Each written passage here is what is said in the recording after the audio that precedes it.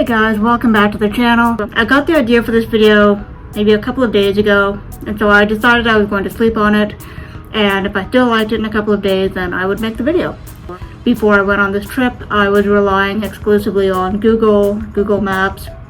Every once in a while I would talk to locals on Twitter or Facebook or wherever, back when I still used social media for its intended social purposes. So since I decided to go and gather some source material firsthand, I thought it might be interesting to create a video to see what I got right and wrong when I was writing my series. Sometimes you can kind of forget that what you see online or what you read online is not necessarily the same as what you see in real life, and I think that this was a really humbling reminder of that. I did make a list here, things I got right and things I got wrong, so we're going to go through that list and we're going to talk about how I wrote the series, if there's anything I would change, that kind of thing. You know how people sometimes ask, do you want the bad news first or the good news? Personally, I always go with bad news first because then I have something to look forward to. So we're going to start with what I got wrong, which is maybe not the best way to do it, but that's how we're doing it, okay? The first thing that I think I would perhaps change if I were to go back and completely rewrite the series, which I absolutely will not do because that was an intense labor of love and I'm kind of over it. I don't think I would necessarily set the series in Aspen. Out of all the potential towns and cities in Colorado, Aspen was kind of my first choice because it fit with that aesthetic that I had in my mind of like mountains and forests, people living in a small town. However, having now actually been to the beautiful state of Colorado, I can tell you that Aspen was not the best choice. Now, before I go any further, if you haven't yet seen the 10-day road trip video diary vlog that I posted based on my trip, you can do that now. The thumbnail looks like this. Pretty easy to find it. It's my second most viewed video on this channel, so that's pretty cool. So if you'd like to pause this video here, or maybe, you know, go back, rewatch the vlog first, anything like that, you can do that. You probably should do that so you'll have a little bit of a better understanding of what we're talking about here today. I was supposed to go to Aspen for the day, and my plan was to go to the John Denver Sanctuary, which is like a free attraction where you can walk around. It's like a little, I guess it's like a little rock garden that they have there with a nice little footpath that goes through. However, now this is why watching the vlog beforehand really comes in handy. I had a hell of a time with an electric vehicle that I didn't even want, and I spent entirely too many hours charging that car, worrying about whether or not it could actually make it to certain places in the state. I was supposed to go to the Colorado National Monument, which is just outside of Grand Junction, but despite the very friendly tour guides at the Fruta Tourist Information Center trying to convince me to go and see it, I knew deep down that was not going to happen in an electric vehicle, especially when I asked them, is it mostly uphill? And they said, yes, it absolutely is mostly uphill. And I said, I don't think my car can do that. Or at least it will do that, and it'll get to the very top of the hill and it will just crap out and I won't be able to get back down. So I have nothing against electric vehicles, personally. I just don't think this was the time and place for one. That's not the point. The point is, I was going to go down to Aspen, and I got maybe halfway down Colorado 82 before I realized I couldn't go any further because I wasn't really sure about the charging station infrastructure in that general area, even though I had an app that could have easily told me this. But I was also on a schedule because I had to get to Denver in time to check into my hostel. And I didn't actually end up fulfilling this thing that I wanted to do, which is kind of disappointing in hindsight because this was very much a part of the reason why I even wanted to go to Colorado in the first place. If you look at the little map that I provided, if you go down Highway 82, it's basically taking you right down into Carbondale, Snowmass, Aspen, like the general area where my series is set. Now, when I was researching for my series, I only had Google Maps, really, and Google Images and just online resources. And from those images, I had to try to flesh out an entire setting.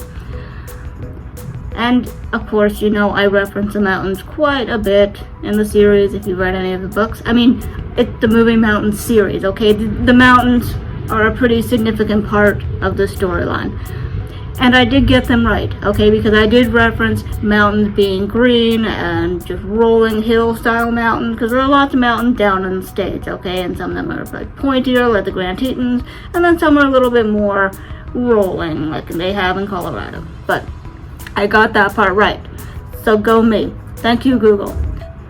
Now, if I were to redo the series, which I absolutely am not prepared to do, I'm just saying, in another universe, a parallel universe where, you know, a slightly better version of me is writing a slightly better version of the series, I would have probably chosen to base the series either somewhere in the Southern Plains, where I actually did see quite a few ranches and horses and cows and, you know, staple items that you would find in a Western romance series. Or I would have gone perhaps a little further west, Mesa County, Grand Junction, even up to Rangeley, I think would have been a better choice. But, you know, it is what it is. I'm not going to completely revamp an entire book series just because of this one little detail. Now let's talk about something else that I really underestimated quite a bit when I was writing, and that was bodies of water. There is a Colorado River, and it's beautiful. If you've seen it up close like I did, it's just an absolutely impressive force, especially if you're driving eastbound on the I-70 and the river is basically right next to the road. It is just an impressive sight to behold. It does bend and twist and turn quite a bit, so you do see a lot of that white water, especially around Edwards, I think it was, that I saw it. And lots of people love rafting on that river, and I can't blame them. But in terms of actual bodies of water, I was under the mistaken impression that there was not a lot of water in Colorado, just because it is very mountainous and very dry. And I know that other states like Minnesota tend to have a lot of lakes and stuff like that, but I didn't think Colorado did. To my surprise, there are actually quite a few bodies of water. There is an entire marina in Frisco, which really surprised me. And it's incredible to see mountains around a beautiful crystal lake like that. It blew me away. There's also in Rifle, Colorado, the Rifle Pond, where people like to go fishing. And I did stop in Rifle on my way to Parachute, just because I was in between cities and I wanted to stop, stretch my leg, get a coffee, that sort of thing. Okay, this is a big one. I spent a few days in Denver. Actually, the last 4 days of my trip were spent in Denver. And please don't hate me, okay? I think I spent the last 4 days on the wrong side of Denver. I was in the older part of it, and I did not research Denver very well. I'm not a city person. I wasn't super inclined to stay in Denver, but I thought, okay, well, it's the capital city. Maybe there are going to be some interesting things to see and do. And I did not enjoy it at all. I was really kind of taken aback by the poverty and the drug use, the open drug use on the streets, which really shouldn't surprise me because here in Peterborough we do have an extremely high number of methadone clinics because we are kind of an overdose city. And I think I kind of expected that because I think that's not really endemic to Peterborough or Denver. I think it's just a big city problem, and I think it's a 2024 problem, especially where it seems like a lot of cities are now dealing with drug overdoses on a very regular basis. But at one point I decided to go for a walk because I was finding the hostel was a little crowded. So I said, okay, well, I'll just go for a walk, see if I can find somewhere to eat lunch. And I had to step over homeless bodies sleeping on the street, and that was something I wasn't really expecting. And I ended up actually checking out of my hostel 2 days early. I wasn't liking the vibe down there. I was not feeling particularly safe or welcome. So I ended up booking a very last minute room at a motel close to the airport. And even though I did this trip by myself, I drove across the entire state solo, and I talked to strangers the entire time because that's what you do when you travel solo. I did not feel unsafe at any point in my trip until I got to Denver. and specifically until I got to that motel near the airport. And it was really hard to sleep the first night because, unbeknownst to me, I had booked a motel in a very high crime area with, of course, an external door facing towards the highway, and I was very nervous. Denver doesn't really pop up too often in the series. It's really more about like the rural side of Colorado, but there are a few references to it, and I sort of, not knowing what I know now, I sort of made it seem like, oh yeah, it's a great place to be.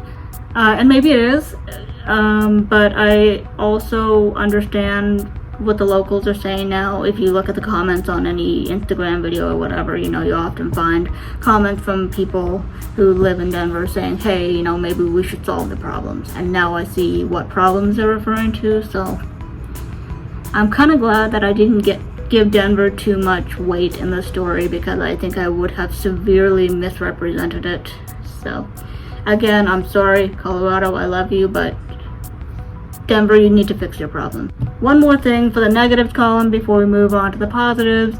I was kind of surprised that I didn't smell marijuana at any point when I was in Longmont, Boulder, Idaho Springs, Glenwood Springs, Grand Junction, Fruita. Really nowhere did I smell marijuana, despite the fact that there seems to be, at least up here, a misconception that, if you go to Colorado, there's going to be pot smell all the time.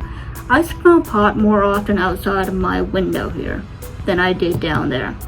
So that is very telling. I did reference marijuana only once, and I know it's legal, and I have nothing against it personally, but I think maybe I was a little bit relying on stereotypes when I wrote that scene when Ray was talking to Hannah about, if you come down to Colorado, you're going to need to get used to the smell of pot, because I found that really could not have been further from the truth. From my personal experience from the few days that I was down there, I didn't smell it at all. There were lots of dispensaries. I did see quite a few dispensaries, but no one openly toking outside a store or anything like that. So I don't know exactly what the laws are for use around there, if it has to be like, if you're able to use openly like we do here in Peterborough, or if it has to be a more private thing. I don't know, I'm just saying.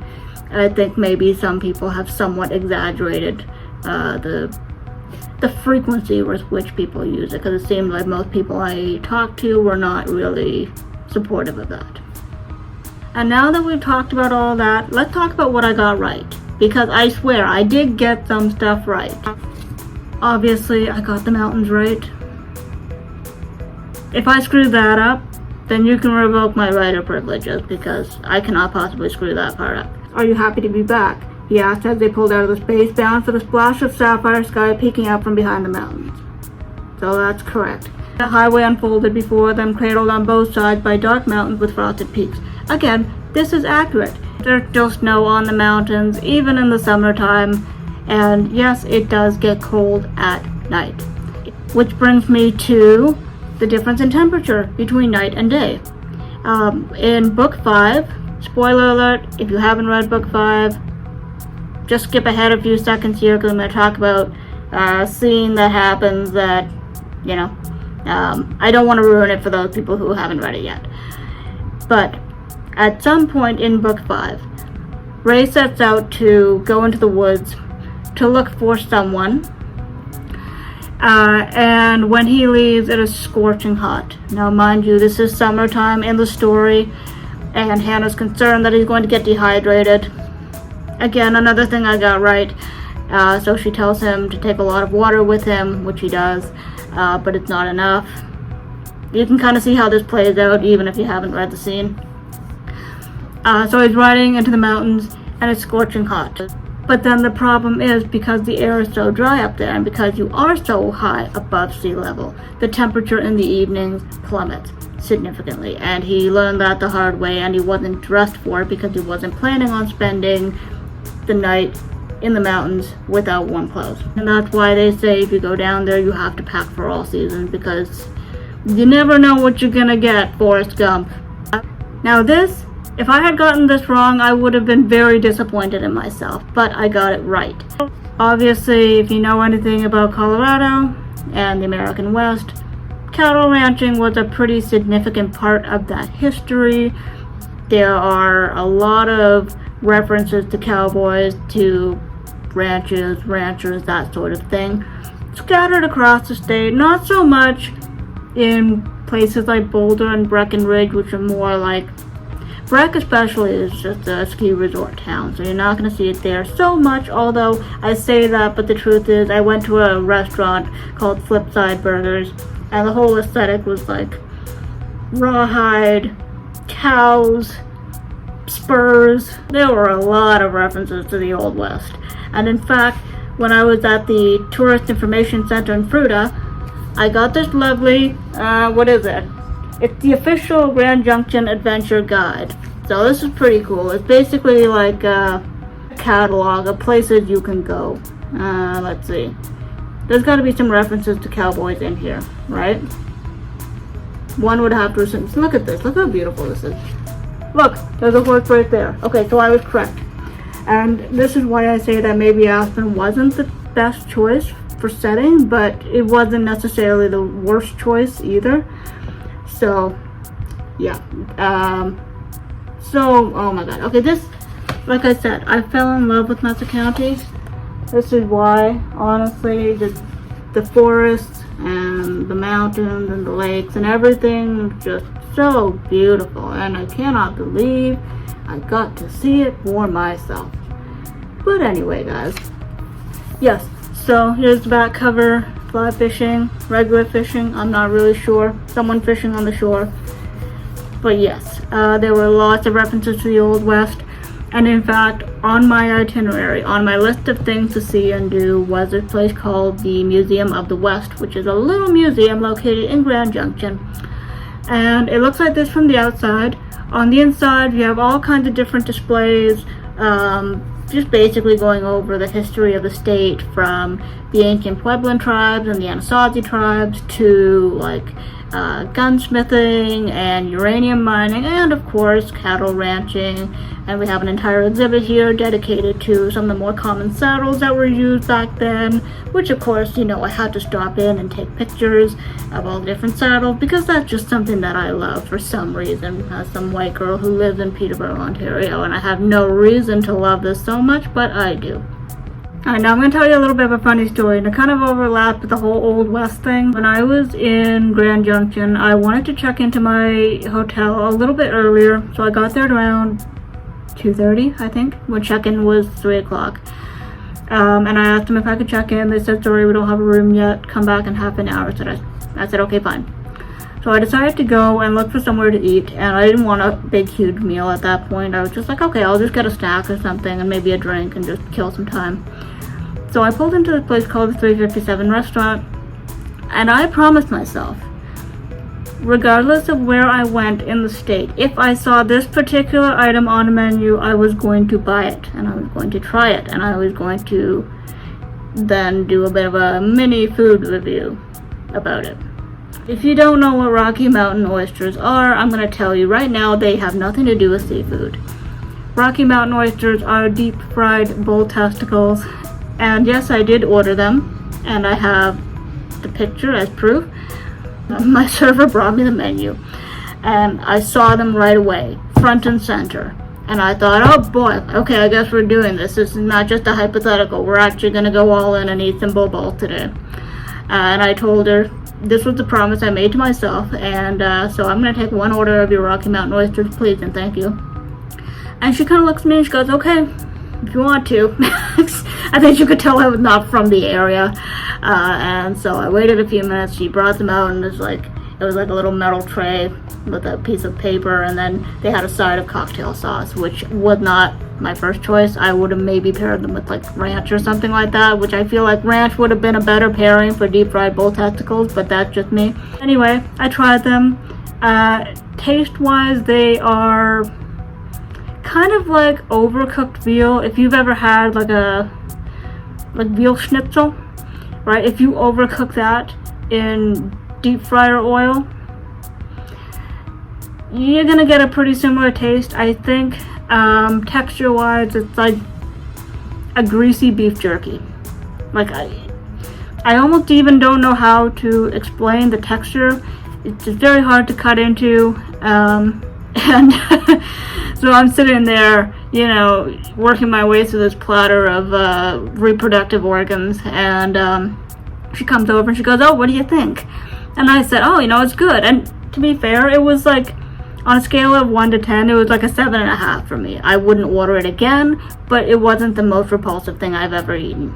So it was fine. I said, "Oh yeah, you know, it's pretty good for what it is." She goes, "Oh yeah, they're great. Everybody around here loves them." And I wasn't sure if she was just being facetious because I was an outsider. But yeah, apparently they're very popular. When I was getting up to leave and go and pay for the oysters,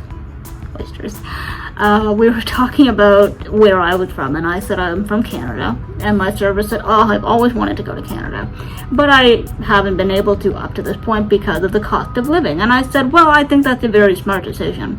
And I told her about this one time that Dan and I ordered takeout from a restaurant here in Peterborough, and it wasn't a fine dining establishment, it was a sports bar and pub, and we ordered 2 entrees, 2 desserts, and I think he got himself a drink.